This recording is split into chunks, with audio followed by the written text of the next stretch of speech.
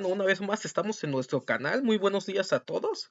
El día de hoy vamos a ver un tema interesante. Vamos a analizar lo que es un artículo de la Biblia Cultural que habla acerca de las variantes textuales acerca del número de la bestia. Vamos a hablar del número de la bestia, el 610, el 666, y una variante interesante en cuanto al 666. Vamos a observar algunas curiosidades del papiro 115 que altera lo que es el número de la bestia. Pero antes de hablar del número de la bestia del 666, vamos a analizar lo que es la apocalíptica. Vamos a leer un artículo de este libro, Curso de Formación Teológica Evangélica de José Grau. Les voy a presentar este libro también. Para poder comprender lo que es el Apocalipsis, tenemos que conocer la apocalíptica judía para descubrir el Apocalipsis. Cuando nosotros hablamos del Apocalipsis, cuando hablamos de estos eventos catastróficos, nosotros nos imaginamos la literatura apocalíptica de forma literal. Nosotros no lo vamos a analizar desde el aspecto teológico, ni tampoco lo vamos a analizar desde el aspecto dispensacional. Disculpe, esa palabra es medio extraña. No lo vamos a analizar desde el aspecto dispensacional, que es una línea teológica que surge en el siglo XVIII. La iglesia primitiva cristiana no lo veía de forma dispensacional, sino esos fueron posteriores y diferentes sectas y algunas congregaciones cristianas adoptaron este tipo de movimiento para la interpretación del Apocalipsis. Sin embargo, nosotros no lo vamos a interpretar desde esa posición, sino desde el aspecto crítico histórico. Antes que nada, vamos a ver un pequeño video de 7 minutos, no se me vayan a aburrir, pero es importante para que podamos comprender el artículo cultural acerca del número de la bestia y probablemente a qué se refería el número de la bestia. Cuando muchos escuchan el número de la bestia, ya estamos pensando en Satanás, en el diablo, en la serpiente, estamos pensando en el anticristo, estamos pensando en el chip. Hay muchos que decían de que la vacuna del COVID-19 era el número de la bestia. Sin embargo, eso son interpretaciones modernas y vamos a analizar qué es lo que es la apocalíptica. Vamos a ver un video. Espero que no salga la hermana Palma Reyes como siempre sale en los videos. No se me vayan a aburrir.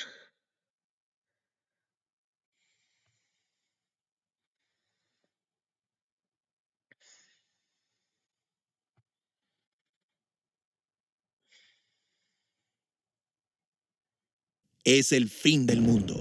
La luna se convierte en sangre, las montañas se derrumban, las langostas mutantes atacan. Estas son apenas algunas de las imágenes extrañas que encontramos en las partes de la Biblia llamadas apocalípticas. Y si bien la mayoría de las personas piensan que la palabra bíblica apocalipsis significa el fin del mundo, no significa eso para nada. Así que hablemos sobre cómo leer la literatura apocalíptica en la Biblia. Espera, entonces, ¿apocalipsis no significa fin del mundo? No, apocalipsis es una palabra griega que significa revelar o dejar al descubierto. Un apocalipsis es cuando de repente ves la verdadera naturaleza de algo que antes no podías ver. Porque no siempre vemos las cosas como verdaderamente son. Cierto, todos desarrollamos formas familiares de ver el mundo, pero eso puede limitar o distorsionar nuestra visión. Así que un apocalipsis es como una revelación. Exacto.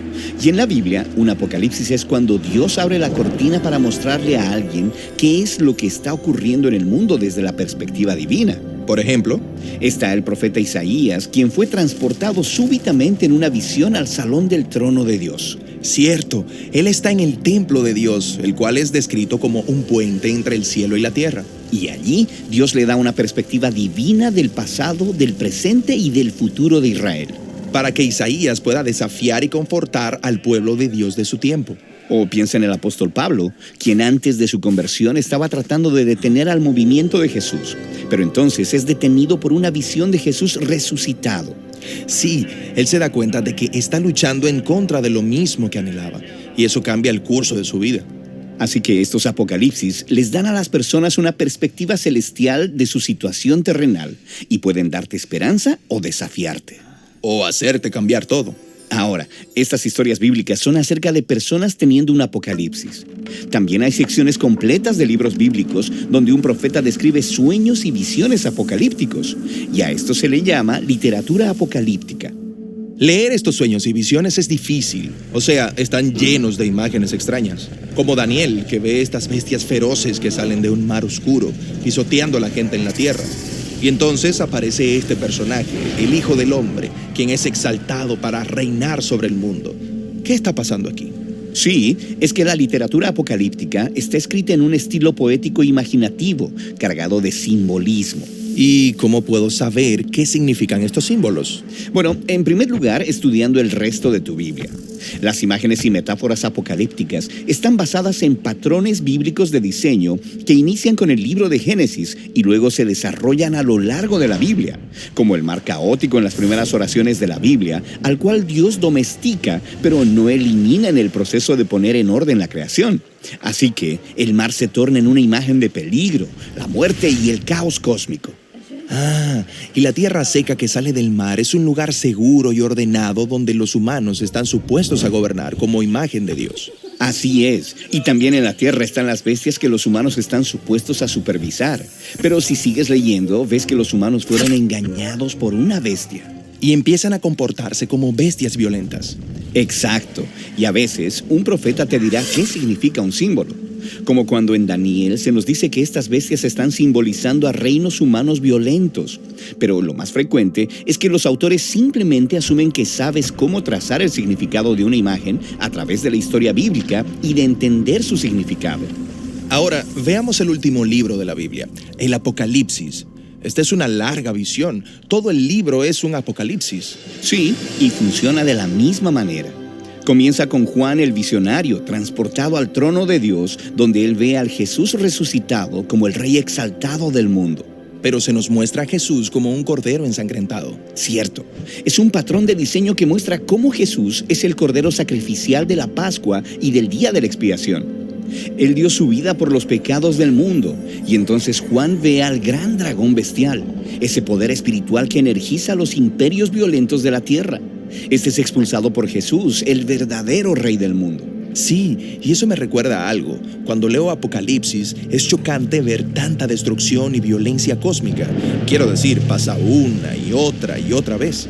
Sí, en Apocalipsis hay 3 ciclos del juicio de Dios con 7 partes cada una. Y hay otro patrón de diseño que conecta las historias del diluvio, las 10 plagas de Egipto, el exilio a Babilonia y aún otras. Estos son momentos donde los humanos desatan tanta violencia y muerte al mundo que Dios los entrega a la autodestrucción. Es como una reversión de la creación en Génesis 1, de modo que Dios permite que el mundo y los humanos desciendan a la oscuridad y al desorden. Esto es sobrecogedor. Lo es, pero recuerda, en Génesis 1, Dios venció a la oscuridad y al caos con su luz y con su vida. Y es así en Apocalipsis. La muerte de Jesús y la muerte del mundo que conocemos es el camino hacia una creación renovada que se inició con la resurrección de Jesús. Y por lo tanto, si bien el Apocalipsis se siente como el fin del mundo, es más bien el principio de un mundo renovado, donde el cielo y la tierra son reunidos de nuevo y donde los humanos como imágenes de Dios van a gobernar toda la creación con el amor y poder de Dios. Ok, estas son muchas cosas juntas. Así es, y hay mucho en estos libros que es difícil de entender. Pero el propósito de la literatura apocalíptica es claro: darnos una perspectiva celestial de nuestras circunstancias terrenales, de tal manera que cada generación del pueblo de Dios pueda ser retada y confortada y reciba esperanza para el futuro.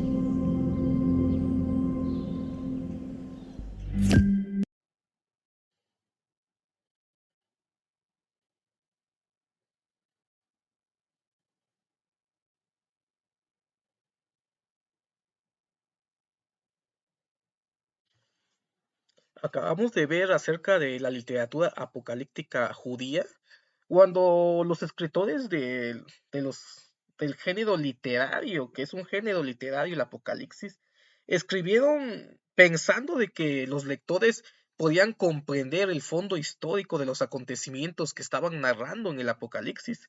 Sin embargo, nosotros, como ya estamos en otro tiempo, en otra época y en otra cultura, no comprendemos realmente la apocalíptica o la literatura del Apocalipsis debido a que no sabemos el contexto histórico y el trasfondo literario de los textos que hemos recibido. Y muchas veces esto es por culpa de que en nuestra Biblia nos llegó la literatura apocalíptica en el Apocalipsis. Sin embargo, el Apocalipsis, el último libro del Nuevo Testamento, no es un género literario cristiano, es un género literario judío. Y eso fue el problema del Apocalipsis cuando quisieron incluirlo en el Nuevo Testamento. El libro del Apocalipsis fue debatido, fue un libro que a muchos padres de la iglesia eh, decían de que era un libro que estaba en controversia si era parte del canon o no era parte del canon cristiano, ya que tenía mucho lenguaje de la literatura judía. Y esto debido a que cuando se conformó la Biblia hebrea en el año 70, posteriormente a la destrucción del templo de Jerusalén, eh, los judíos de Jacnia, los fariseos que en ese momento eh, iniciaron la conformación de la Biblia hebrea, no, no juntaron la apocalíptica judía que abarcaba el periodo intertestamentario, no incluyeron en su libro, en el libro del Antiguo Testamento, el libro hebreo, literatura apocalíptica, y el Apocalipsis que tenemos nosotros en el Nuevo Testamento fue influenciado por la literatura del periodo intertestamentario de tipo apocalíptico y por lo tanto hay muchas referencias al libro de Enoch, al libro de Cuarto de Esdras, Cuarto de Macabeos, la ascensión de Moisés,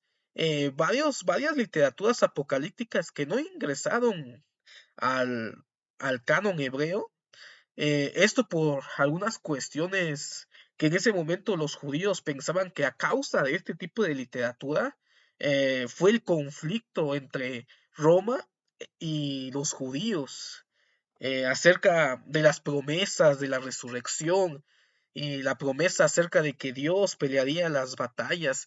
También desde ese momento ya se lo estaban tomando de manera literal las profecías apocalípticas y eso pensaban los judíos que elaboraron el canon hebreo de que era causa de la destrucción del templo en el año 70.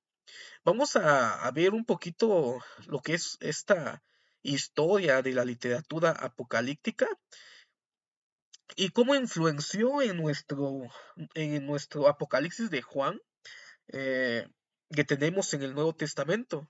Y debido a todos estos conflictos de los judíos al formar su canon hebreo, varias literaturas apocalípticas no entraron al canon hebreo del Antiguo Testamento, y esto causó desconfianza en los padres de la iglesia cristiana para poder meter el Apocalipsis de Juan, que de hecho muchos comentaban de que este libro era un libro debatido, de que realmente no lo escribió el apóstol Juan, probablemente lo haya escrito eh, un cristiano de segunda generación, el, el presbítero Juan o el anciano Juan, pero no el apóstol Juan.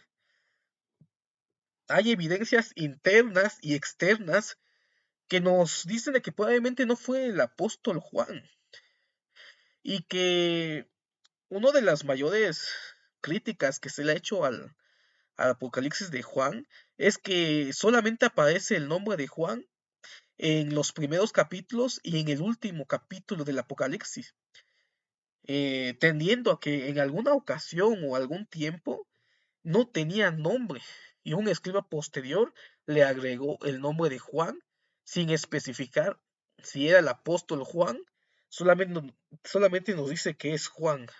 Y entonces por esos problemas internos del propio libro del Apocalipsis, muchos padres de la iglesia no querían meter este libro en el Nuevo Testamento.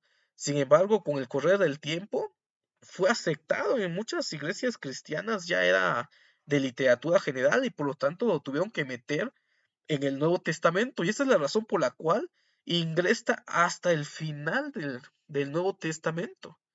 Entonces vamos a ver que el Apocalipsis, como vemos en esta presentación, la literatura apocalíptica,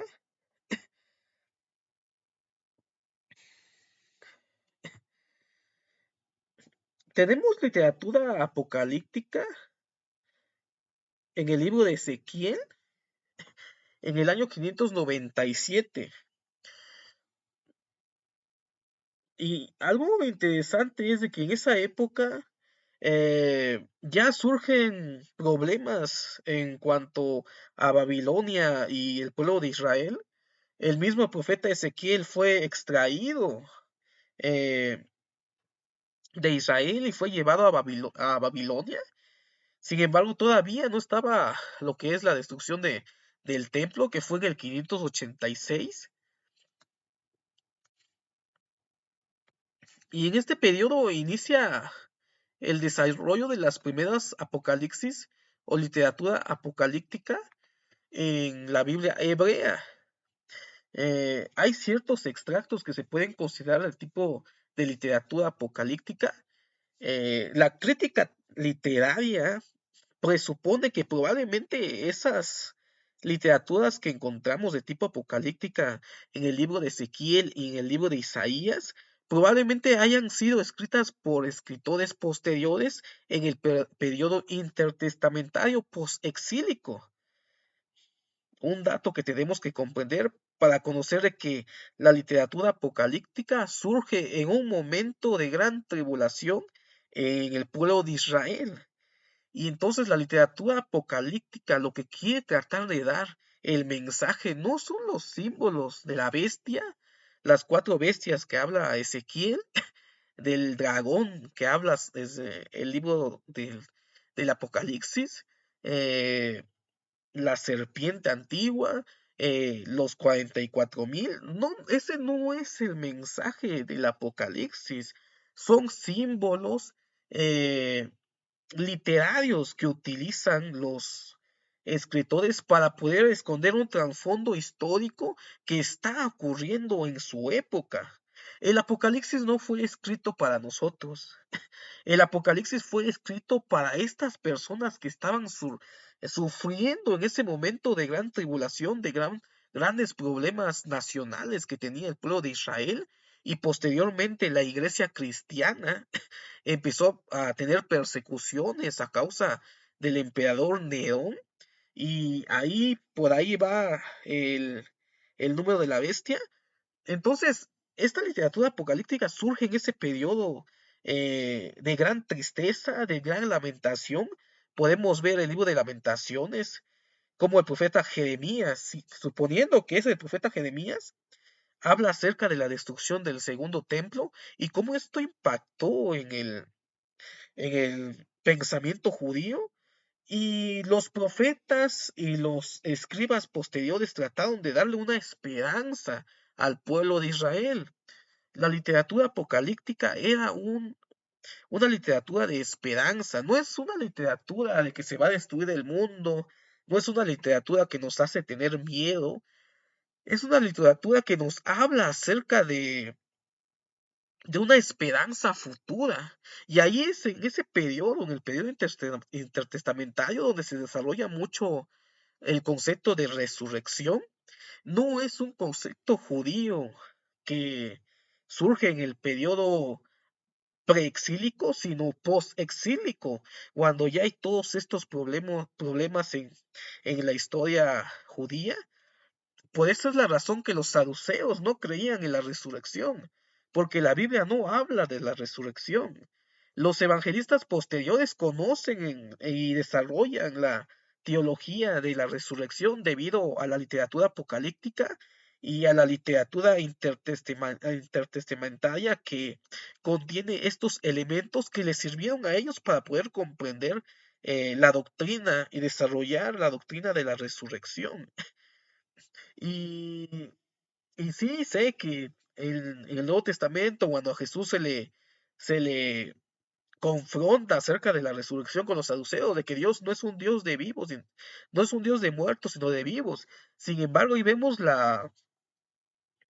la literatura, vemos cómo los escritores evangelistas usan esta retórica para dar un mensaje que concordara con su teología. Y esto es algo natural en esas épocas de la historia. La doctrina de la resurrección ya era muy conocida debido a todas estas literaturas que surgieron en esa época, pero que no entraron al canon del Nuevo Testamento y que los autores del Nuevo Testamento utilizaron para escribir los evangelios y elaborar las diferentes doctrinas y teologías que tenemos en el Nuevo Testamento. No podemos entender el Nuevo Testamento si no conocemos la literatura apócrifa y epígrafe del periodo intertestamentario. Entonces, este es el problema y esto es como la apocalíptica judía eh, desarrolló estos conceptos que posteriormente fueron tomados por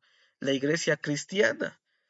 Y había este conflicto. Los saduceos no creían en una resurrección, porque no existe rastro de resurrección en el Antiguo Testamento.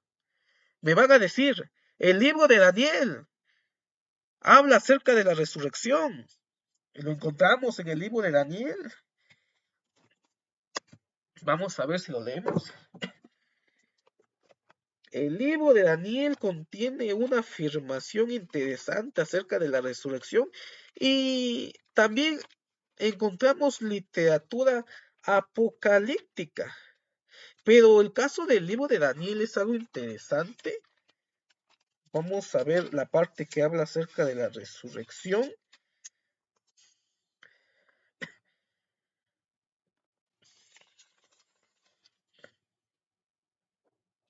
Dice en el capítulo 2 de Daniel, dice, y muchos de los que duermen en el polvo de la tierra serán despertados, unos para vida eterna y otros para vergüenza y confusión perpetua. Entonces, aquí estamos viendo una referencia al libro de Daniel acerca de la resurrección, pero el libro de Daniel no fue escrito en el siglo V, en el periodo del exilio, sino que probablemente haya sido escrito en el siglo II antes de Cristo, en la época de la Revolución Macabea. Y por eso encontramos literatura apocalíptica en el libro de Daniel, porque está influenciado por el desarrollo de la literatura apocalíptica intertestamentaria.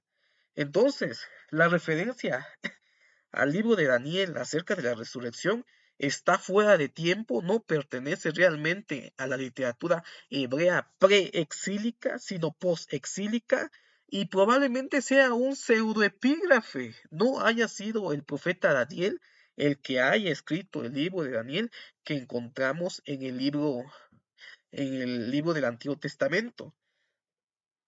Otra razón por la cual los saduceos no creían en la resurrección, porque ellos sabían de que ese libro no fue escrito antes del exilio, sino posterior al exilio, probablemente en la revuelta de los macabeos.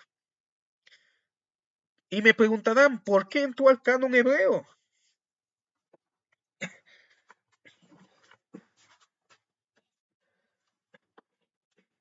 Por eso hay que consultar varios libros. En este libro hay un artículo acerca de la reunión o el libro de César Vidal, Los primeros cristianos, nos habla acerca de la reunión que tuvo en Jacnia cuando los hebreos consideraron ingresar el libro de Daniel. mm, Entró hasta el final del cierre del canon del Antiguo Testamento. Aceptaron hasta el siglo II. Y entonces el libro de Daniel ya tenía mucho, eh, era muy conocido por los judíos, le tenían tanto aprecio que tuvieron que meterlo en el canon hebreo. Sin embargo, lo interesante es que ellos no lo ingresaron en los libros proféticos, lo ingresaron en la parte de la Biblia hebrea que se llaman los escritos. Y los escritos fueron los últimos libros que ingresaron al canon del Antiguo Testamento debido a que estos eran de fechas tardías y no lo consideraban los judíos de Jacnia un libro profético, sino un libro histórico literario. Por esa razón ingresó el libro de Daniel al canon del Antiguo Testamento, pero ingresó de forma tardía. Exactamente, se cerró el canon en hebreo hasta el siglo II. Y en ese concilio, eh, y- en ese concilio se rechazaron varios otros libros. Entonces vemos cómo la literatura intertestamentaria fue muy importante para el desarrollo de la literatura apocalíptica. Posteriormente se edificó el segundo templo. Ya había literatura apocalíptica y pseudoepígrafe. Recordemos de que la apocalíptica no fue un libro para espantar, no fue un libro para tener miedo, sino que eran símbolos.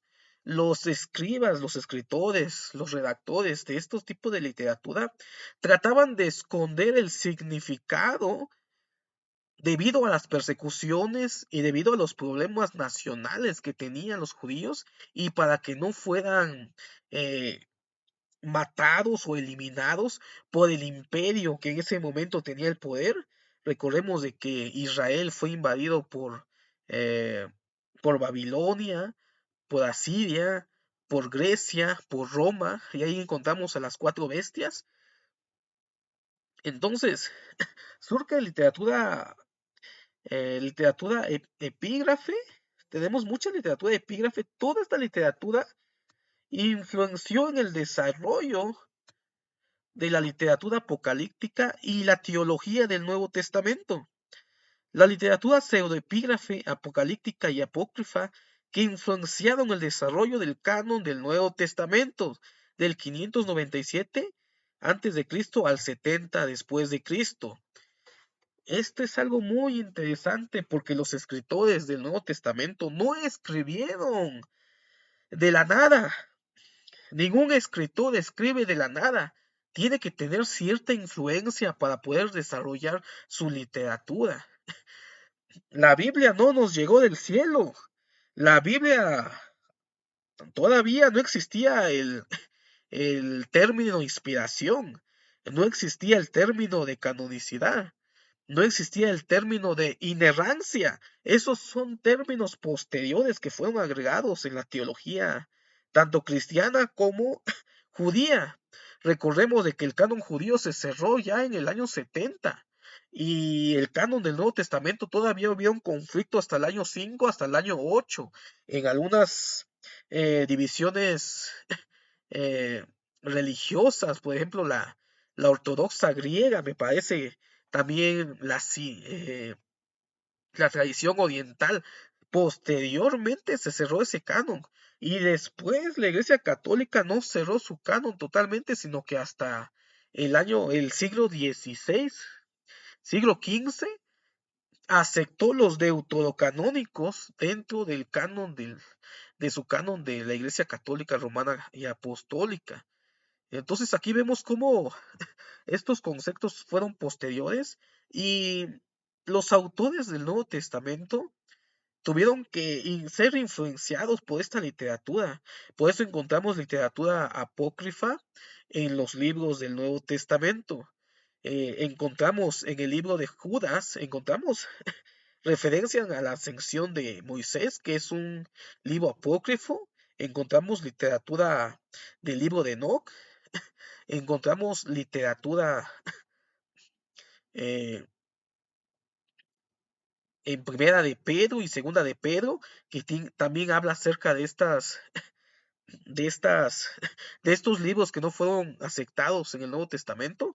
Y aún Pablo hace referencia acerca del segundo libro de Macabeos, acerca de cómo el arca de la alianza va a aparecer en el cielo y todo el mundo verá el arca de la alianza, solamente que él hace un midrash altera el significado y le da la intención a Jesús como el arca que va a ser revelado en los cielos. Pero para poder entender eso tenemos que conocer la literatura pseudoepígrafe, la literatura apocalíptica del periodo intertestamentario y la literatura apócrifa, que no entró al canon hebreo y tampoco al canon cristiano.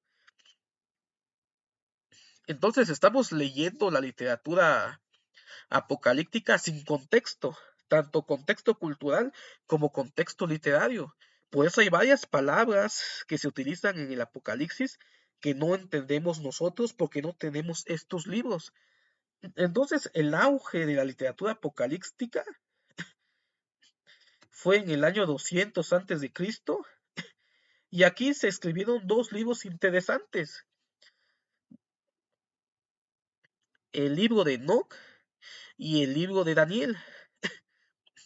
¿Y cómo podemos saber de que también una clara evidencia de que Daniel tomó influencia de un libro pseudoepígrafe es el libro de Enoch?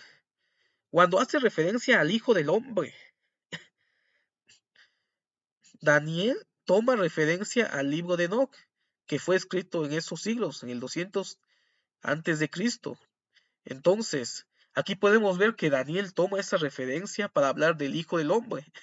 Solamente que Daniel no aporta casi nada acerca del Hijo del Hombre.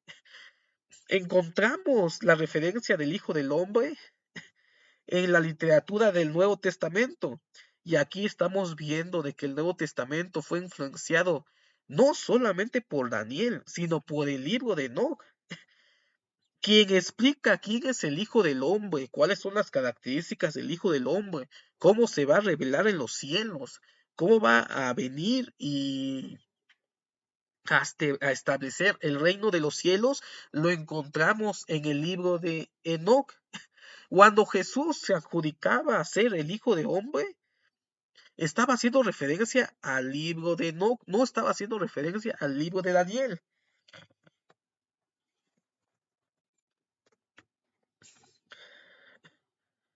Les voy a mostrar otro libro, no sé si se vea en la pantalla.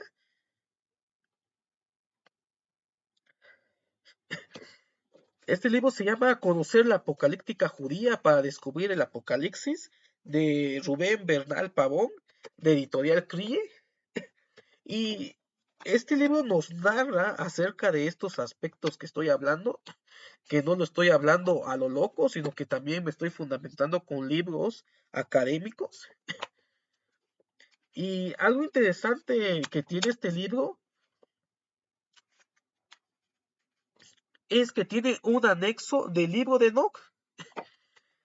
Tiene todo el libro de Enoch en este libro.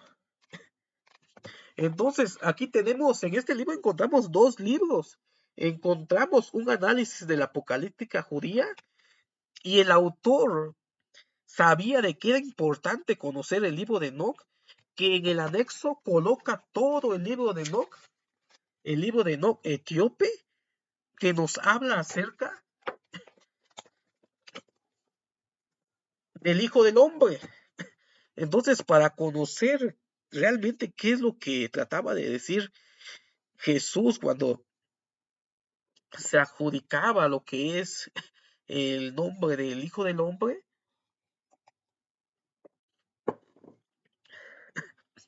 se estaba refiriendo al libro de Enoch. Pero nosotros, como no conocemos el libro de Enoch, a veces algunos teólogos han interpretado que está hablando sobre su humanidad y no solamente su divinidad. Entonces, hay un cambio de paradigma. Realmente, en algunas ocasiones yo he tenido muchos problemas o tuve muchos problemas en la iglesia cristiana cuando les hacía la referencia a los libros apócrifos y a los libros deuterocanónicos y me decían, no leas esos libros porque no son inspirados. Sin embargo, toda esa literatura fue parte importante para el desarrollo de la teología y la doctrina cristiana que encontramos en el Nuevo Testamento. Voy a hacer referencia otro libro que pueden investigar acerca de lo que estoy comentando, que se llama Las fuentes que dieron origen al Nuevo Testamento.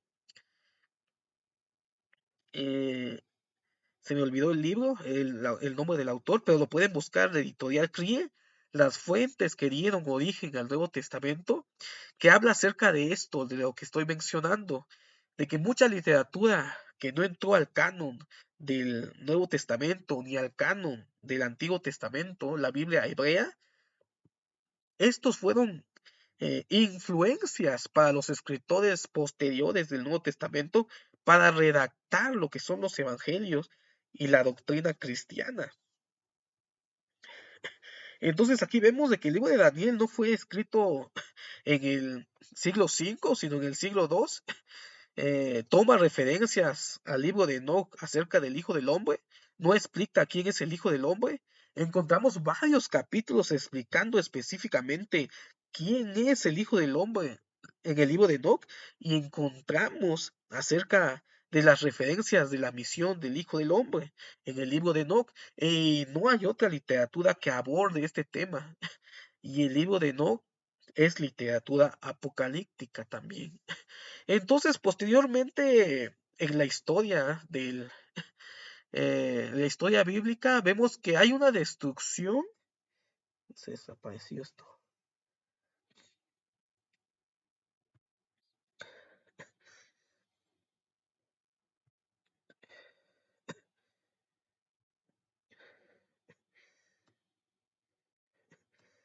Vemos que hay una destrucción del segundo templo en el año 70.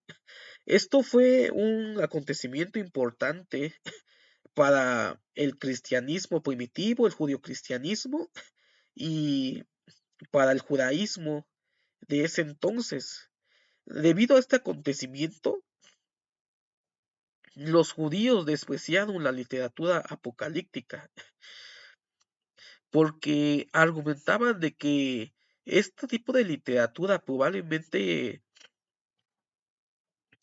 haya alentado el espíritu nacionalista de los judíos para poder estar en contra del imperio romano. Y debido a este acontecimiento tan grave en la historia de Israel, varios judíos no aceptaron la literatura apócrifa. No entró el libro de Enoch al canon hebreo. No entró el libro de cuarto de Esdras. No entró los libros de los macabeos. No entró la sección de Moisés. Varios tipos de apocalipsis no entraron al, al canon hebreo debido a este motivo. Y al no ingresar este tipo de literatura en el canon hebreo, nos dejaron sin contexto histórico y sin contexto literario para poder encontrar las referencias del Apocalipsis de Juan, porque Juan toma muchas referencias sobre estos apocalipsis que no ingresaron al, a la Biblia hebrea. Entonces, en este año ya se empieza a cerrar lo que es el canon hebreo. Probablemente el libro de Juan sea escrito en el año 100, probablemente 80 o 100. Hay otros que argumentan que probablemente haya sido escrito en el año antes de la destrucción del templo de Jerusalén, principalmente los del método histórico crítico. Entonces, aquí vemos que en el año 100 ya se escribe el Apocalipsis de Juan, con toda esta literatura que ya tenía él, fue influenciado para la redacción del Apocalipsis.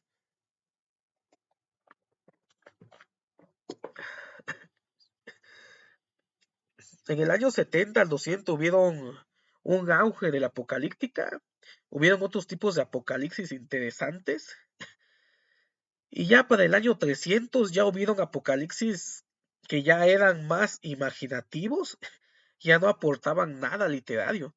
Sin embargo, cuando Juan escribió el Apocalipsis en el año 100, él ya estaba influenciado por toda la literatura del periodo intertestamentario, que en ese momento los judíos consideraban como palabra sagrada. No puedo decir palabra de Dios, pero sí palabra sagrada. Entonces, aquí vemos cómo todo este desarrollo literario, desde el año 597 hasta el año 70, el año 100, Juan utiliza muchas referencias a esos apocalipsis, para desarrollar su literatura del apocalipsis que encontramos en el Nuevo Testamento, acerca del milenio. El milenio no es una referencia original del Apocalipsis de Juan. Ya habían algunas literaturas que hablaban de un milenio. Muchos argumentaban de que probablemente no haya sido un número literal, sino simbólico. Entonces, a grandes rasgos, esta es la historia de la literatura apocalíptica, y vemos cómo nosotros, al no contar con estos libros que fueron importantes para el desarrollo del Apocalipsis de Juan, nosotros cuando leemos la historia del Apocalipsis acerca de las copas, de los sellos, acerca de la bestia, el falso profeta, los 44,000, eh, y las diferentes metáforas y símbolos, nosotros no comprendemos realmente el trasfondo que tienen un trasfondo histórico, porque toda esta literatura se dio en un momento clave de la historia tanto de Israel como de la historia de la iglesia, y no está escribiendo para un futuro.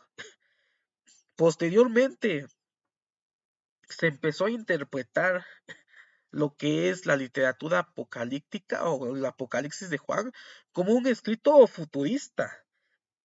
Y aún en las películas se ven estos tipos de pensamiento, y no comprendemos realmente qué es el Apocalipsis.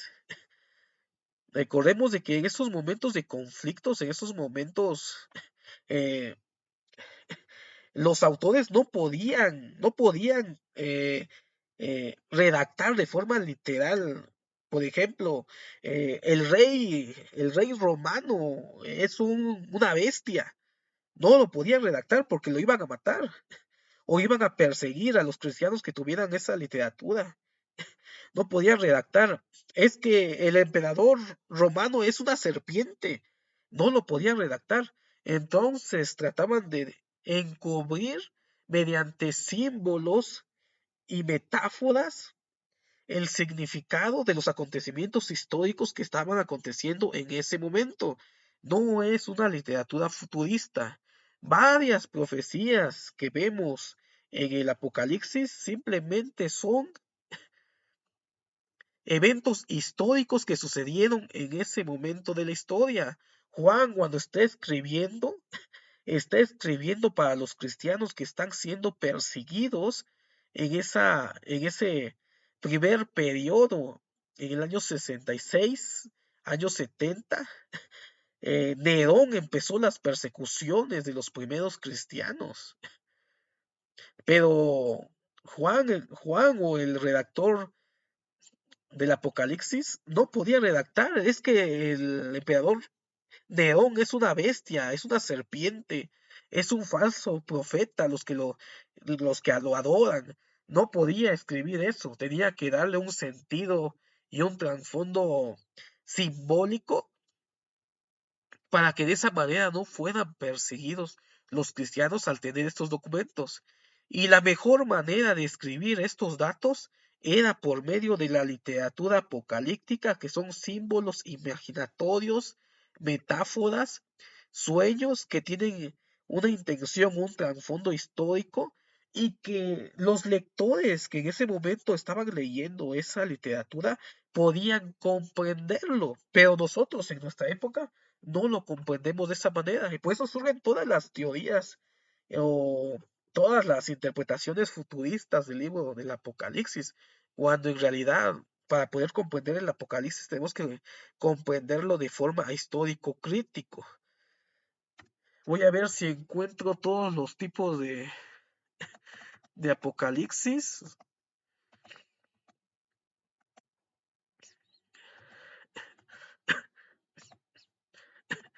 Entonces tenemos varias literaturas que no entraron a nuestro canon. Tenemos literaturas del año 200 al 100 después de Cristo, que es literatura judía, el libro de las doctrinas peligrosas, la oración de Melquisedec, la descripción de la Nueva Jerusalén, Pseudo Daniel, la oración de Nabónides. Son literaturas que no ingresaron a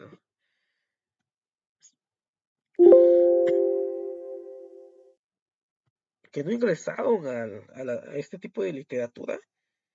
Discúlpeme un momento, voy por un poco de café.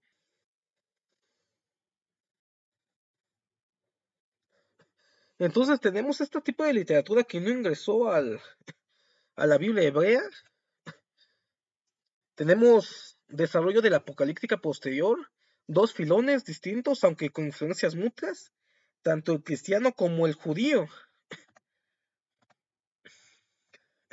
No, tenemos más literatura. El libro de Enoch no ingresó al canon hebreo. Literatura de Qumran, también los esenios tuvieron literatura apocalíptica. El libro de los jubileos no entró al canon hebreo. La asunción de Moisés, libro 3 de los oráculos civilinos y el testamento de los 12 patriarcas, esos son literatura judía. Literatura del año 200 al año 100. Posteriormente hubieron tanto literatura apocalíptica de tipo cristiana y de tipo judío. La literatura judía posterior apocalíptica, vemos que está la ascensión de Isaías, la vida de Adán y Eva. Tenemos libro de Esdras 4 o Apocalipsis de Esdras, que el Apocalipsis de Juan toma algunas referencias de este Apocalipsis. El libro de los secretos de Enoch, el testamento de Abraham, el Apocalipsis de Moisés, también hay algunas referencias acerca del Apocalipsis, el Apocalipsis de Abraham, vida. Entonces estos son literatura judía posterior. Y tenemos también literatura cristiana posterior apocalíptica que no entró al canon del Nuevo Testamento. Perdón. Entonces la literatura apocalíptica tenía mucho auge en esa época del desarrollo del cristianismo. No solo el Apocalipsis, tenemos la Didache, que no entró al canon del Nuevo Testamento. Tenemos el Apocalipsis de Pablo, tenemos la Asunción de Isaías, que es cristiana.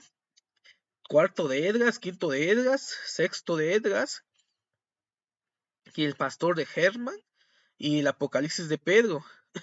Yo creo que los más conocidos es la Didache y el pastor de Hermar. Aquí no tengo el libro.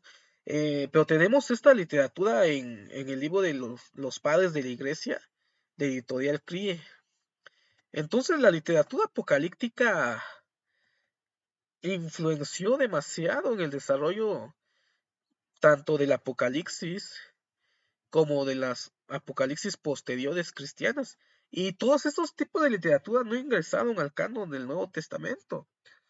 Ingresó el libro del Apocalipsis de Juan, pero con muchas controversias, con muchas dudas, y muchos padres de la iglesia no aceptaban el Apocalipsis, sin embargo logró entrar al canon del Nuevo Testamento. Sin embargo, por dudas, en algunas denominaciones cristianas posteriores, lo aceptaron hasta el siglo V, siglo VIII después de Cristo, y aún así solamente lo agregaron al canon, pero no lo utilizan de forma rutinaria como las iglesias cristianas contemporáneas. Entonces vemos de que la literatura apocalíptica fue escrito en periodos en que la iglesia y la historia de Israel tenía ciertos problemas y ciertos conflictos, y trataban de darle un simbolismo y unas metáforas a lo que realmente estaba aconteciendo. Vamos a leer solamente, vamos a analizar el número de la bestia y algunos problemas textuales que tiene, teniendo todo el trasfondo que ya hemos visto. Dice, el número de la bestia lo encontramos en el Apocalipsis. Dice, mientras que la marca sobre los justos era para protegerlos en Ezequiel 9:4-6. Aquí estamos viendo una referencia que hace el Apocalipsis del libro de Ezequiel.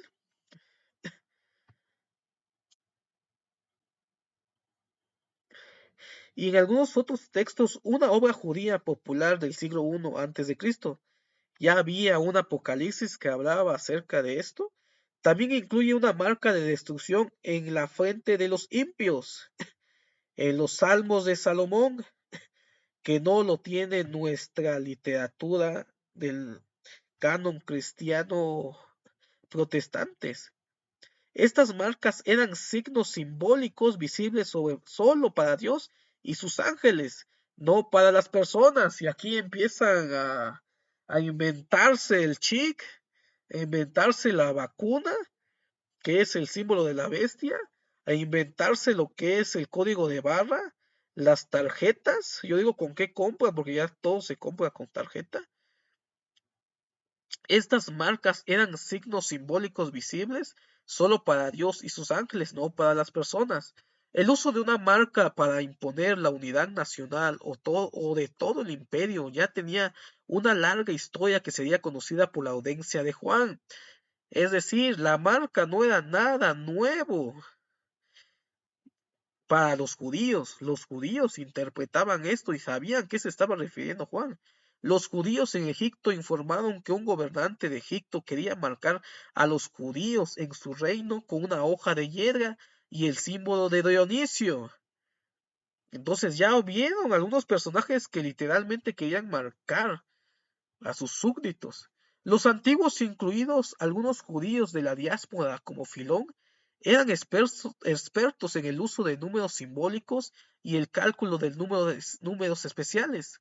Los estudiosos ofrecen varias conexiones. El número 666 es un número doblemente triangular. Solo hay 4 de esos números entre 100 y 1000. Los geometras valoraban los números triangulares del mismo modo que valoraban los números cuadrados. Así, cualquier número con el mismo número de unidades idénticas vertical y horizontalmente forma un cuadrado. Un número triangular es aquel en que el nivel superior tiene una unidad, el nivel siguiente tiene dos, el siguiente tiene tres y así sucesivamente, de modo que uno no puede formar con él algo,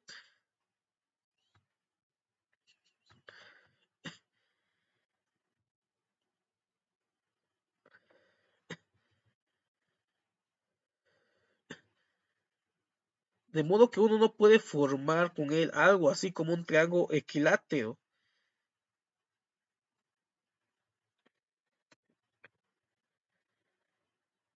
El número triangular con base de 36 unidades es 666.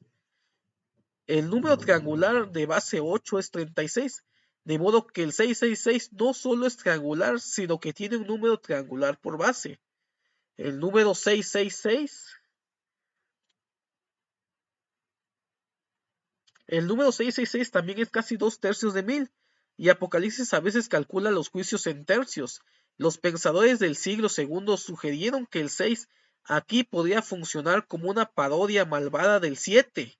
De hecho, calculado con un número, es el nombre de Jesús, llega a 888. Entonces es una parodia lo que pensaban algunos estudiosos que era el 666. Es un número imperfecto. Y el 6 no significa algo maligno, no significa algo así como algo mal, sino que el número 6 es un libro que significa un número humano. Lo que está haciendo referencia el 666 es a una persona, no a un ser maligno, a un anticristo, a alguien demoníaco.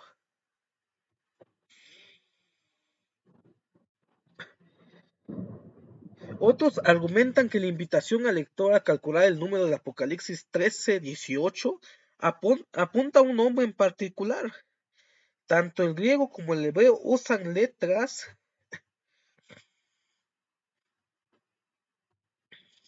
también con números, por lo que uno podía sumar las letras de un hombre con números, como hacían muchos pensadores judíos.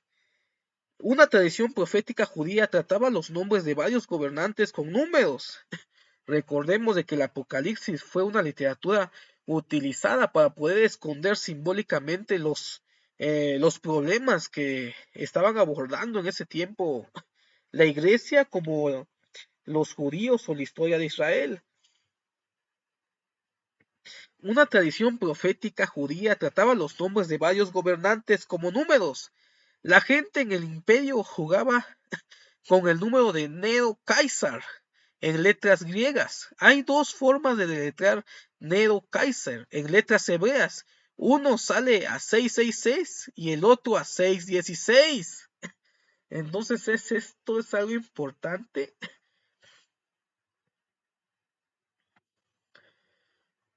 Y lo hemos encontrado. Hemos encontrado evidencia textual del número 666 en, en algunos manuscritos y en otros manuscritos el 616. Y en algunas tradiciones proféticas judías le daban ese número a Nerón, que fue el primer emperador que persiguió a la iglesia cristiana. Fue el emperador que le echó la culpa a los cristianos de haber sido quemado Roma. Y este emperador surgió una leyenda que posteriormente también el Apocalipsis lo retoma. Y se supone que en la leyenda de Nerón, Nerón es asesinado, sin embargo es revivido. Y por eso encontramos acerca de las 10, ya empezó a sonar el cielo, nos va a caer la lluvia, que están sonando los truenos al hablar del número de la bestia. Entonces, hay una leyenda acerca de Nerón, de que fue muerto y fue revivido, y esta leyenda también lo toma el libro del Apocalipsis al hablar de la bestia, el gran dragón con las 10 cabezas y una cabeza que parecía que tenía una herida. Y posterior vemos de que hay uno que dice de que es y que ha de volver. Entonces aquí se está haciendo la referencia de la leyenda de Nerón. Y aquí podemos relacionar cómo Juan, el escritor del Apocalipsis, toma esta tradición judía de usar el número 666 y algunos otros autores le colocaron 616 y vemos el paralelismo de quién es esta bestia que era Nerón, el emperador, y cómo la leyenda de Nerón también se encuentra en la literatura del Apocalipsis de forma metafórica acerca de las 10 cabezas y uno que lo mataron y revivió. Esta está haciendo la referencia a Nerón, como si algunos supieran la respuesta del acertijo, pero la calcularon de manera diferente. Transliterando el hebreo de una manera particular, el término griego para bestia también llega a 666 y de la bestia sale 616. Y por esa razón encontramos en el papiro 115, encontramos acerca del número de la bestia con el número, como el número 616, que es el papiro más antiguo que tenemos. Según la crítica textual, el manuscrito más antiguo es el que se acerca al original. Entonces el número de la bestia realmente es probable que Juan o el escritor del Apocalipsis le haya puesto originalmente 616 y que posteriormente un escriba posterior actualizara la información y colocaran 666. El papiro del Códice Sinaítico del siglo III contiene esta afirmación. Entonces lo dejamos hasta ahí, ya no nos permitió la lluvia. Sin embargo, si tienen preguntas, déjenlo en los comentarios. ¿Quién es la bestia? De tipo histórico crítico, podemos llegar a la conclusión que se trataba de Nerón, de que era una forma literaria del Apocalipsis, de hablar metafóricamente de los problemas de los cristianos del primer siglo,